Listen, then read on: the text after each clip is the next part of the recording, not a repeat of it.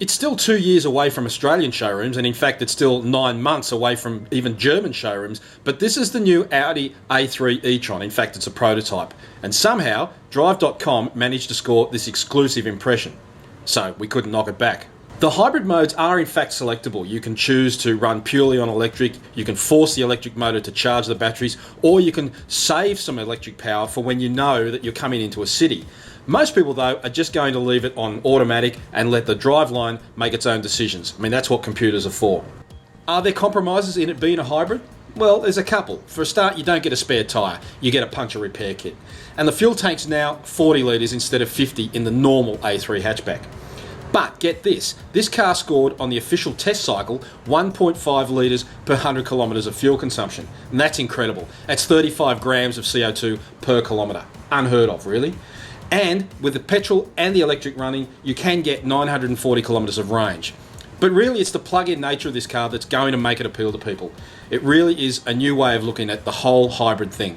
So this isn't Audi's first production hybrid, but it is its first plug-in hybrid, and that's got some important ramifications, because what it means is if you're only driving 50 k's to work and back, you plug it in at night, you never have to use petrol. When you need the car for a longer trip, there's a petrol engine. Now, the petrol engine in this car makes 110 kilowatts. It's a 1.4 litre four-cylinder. The electric engine is 70 kilowatts. Put them together, you get a maximum of 150 kilowatts and 350 newton meters of torque. So believe me when I tell you, this thing really steps off the line pretty well.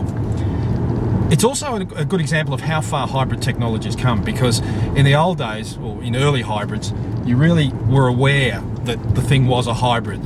There was information being forced down your throat the whole time about what was going on with the engines. In this car, the display is pretty much standard Audi A3.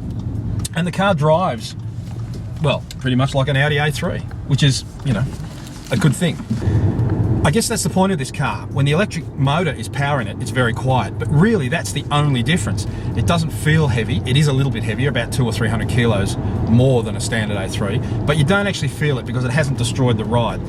There's a little bit of a feel through the brake pedal that it's regenerative on the electric motor rather than actual brake pads. And you can just feel when the petrol motor chimes in under harsh acceleration. But beyond that, I mean, most people are just going to get in this car and drive it like a normal A3. And that's been the big advance. That's where this car actually makes a big difference to the world of hybrids. And that's the sort of thing that's going to make people be more accepting of the technology and be prepared to pay for it. I guess the only other real catch will be price. New technology costs, that's a fact of life. Audi seems to think it can get it into the Australian showrooms for about the same price as the S3 hatchback, but that's still $60,000. There are cheaper hybrids, but I'm not convinced that there are any that are actually more relevant than this car. Watch out for it.